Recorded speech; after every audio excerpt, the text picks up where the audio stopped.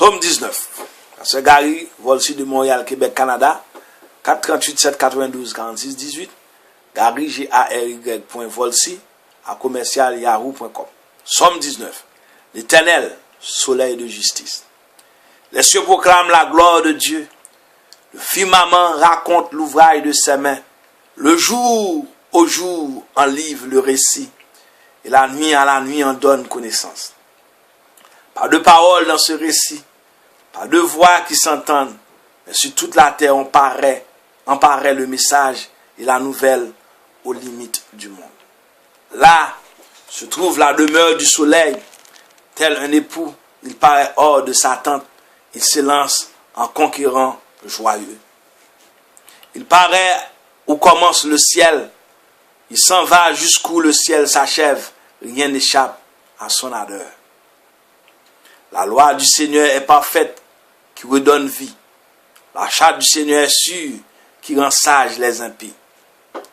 Les préceptes du Seigneur sont droits, ils réjouissent le cœur. Le commandement du Seigneur est limpide, il clarifie le regard. La crainte qu'il inspire est pure. Elle est là pour toujours. Les décisions du Seigneur sont justes et vraiment équitables. Plus désirable que l'or, qu'une masse d'or fin, plus savoureuse que le miel, qui coule des rayons. Aussi ton serviteur en est illuminé. À leur regard, il trouve son profit. Qui peut discerner ses erreurs? Purifie-moi de celles qui m'échappent. Préserve aussi ton serviteur de l'orgueil, qu'il n'ait sur moi aucune emprise. Alors je serai sans reproche, pur d'un grand péché. À que les paroles de ma bouche, le murmure de mon cœur, qu'ils parviennent devant toi, Seigneur mon rocher, mon défenseur. Le psaume 19 appartient à la catégorie des hymnes. Il comprend deux parties. La première est un hymne que la nature adresse au Créateur de toutes choses. La seconde est un hymne à la louange de la Torah, la loi. Davantage encore, le psaume 19 nous oblige à parler au moins brièvement d'un thème qui peut étonner les personnes non initiées aux choses de la Bible. Il s'agit du mythe. C'est bien à tort que l'on considère parfois le mythe comme un sujet tabou. Il constitue en effet un genre littéraire primitif, mais très important, qui exprime en langage imagé des vérités que l'homme moderne traduit en termes abstraits. Aussi dit-on très justement que le mythe est tout à la fois poésie, histoire, philosophie, théologie, sociologie, liturgie et astronomie. Ainsi, par exemple, à l'origine du psaume 19, il y a le mythe du soleil. C'est un chant cananéen qui parle de la tente sacrée où le soleil passe la nuit. À l'aube, il en sort victorieusement pour recommencer sa course dans l'espace. Au fil du temps, le mythe s'enjolive d'innombrables images poétiques. C'est ainsi que la tente sacrée se transforme en tente nuptiale, et le soleil en époux fidèle à revenir chaque soir à son gîte. Et qui plus est, le soleil est plus aussi comme un guerrier redoutable. Ses rayons brûlants sont les flèches qu'il décoche sur ses ennemis. C'est ainsi que les Babyloniens se représentaient Shamash, le soleil sur les traits d'un héros infatigable, sans cesse à la poursuite des ténèbres. Et pour guerriers et athlètes.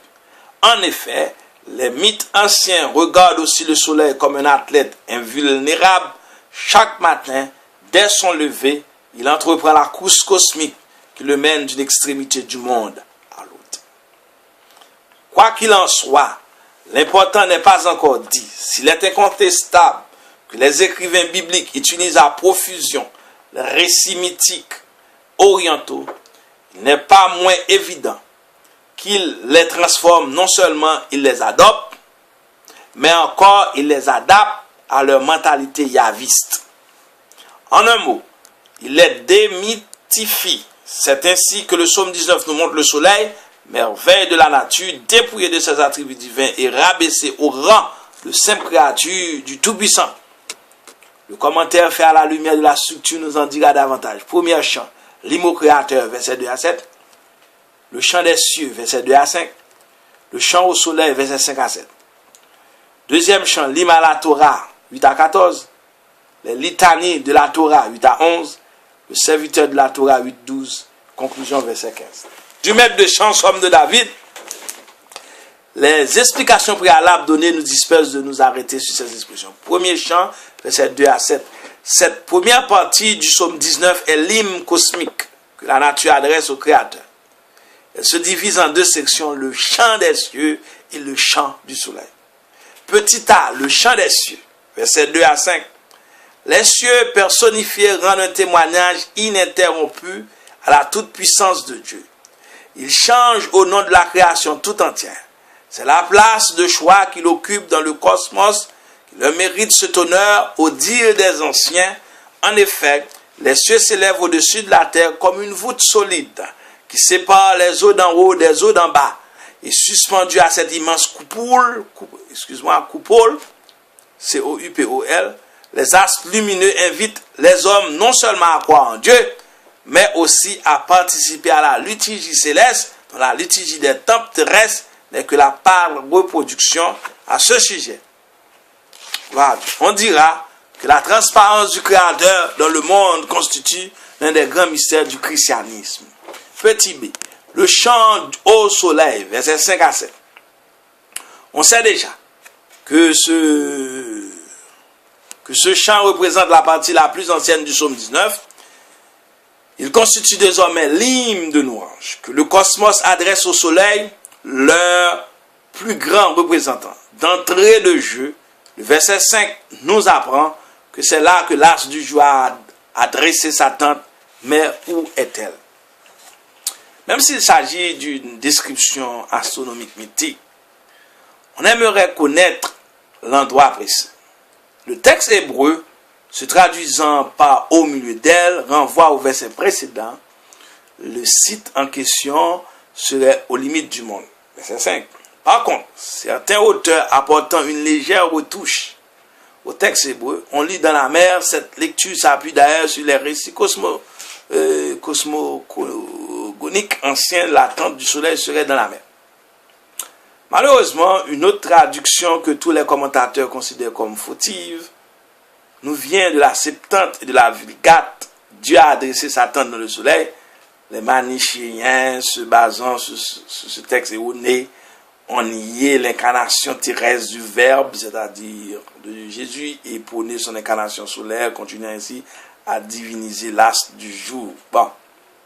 En revanche, les pères de l'Église, à partir de la même lecture pour exalter métaphoriquement les splendeurs du Verbe incarné, en outre, la liturgie de Noël, dans une interprétation allégorique, a vu la Vierge Marie comme la tente terrestre du Verbe fait chair. Quant au verset 6 et 7, il évoque les différents aspects des mythes solaires antiques dont il a été question dans l'introduction. De fait, le soleil y est à représenter successivement comme époux, verset 6, guerrier et athlète. Dieu chante. Deuxième chant, verset 8 à 14.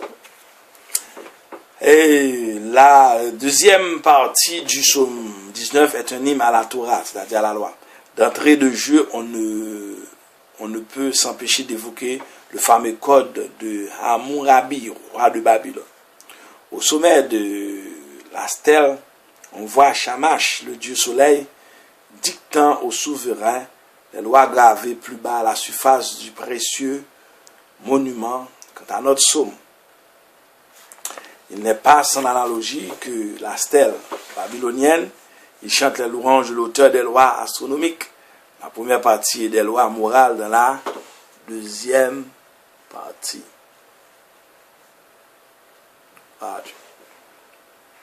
Cette deuxième partie du psaume 19 se divise à son tour en deux sections. Les litanies de la Torah et le serviteur de la Torah. Petit a, les litanies de la Torah, verset 8 à verset 11.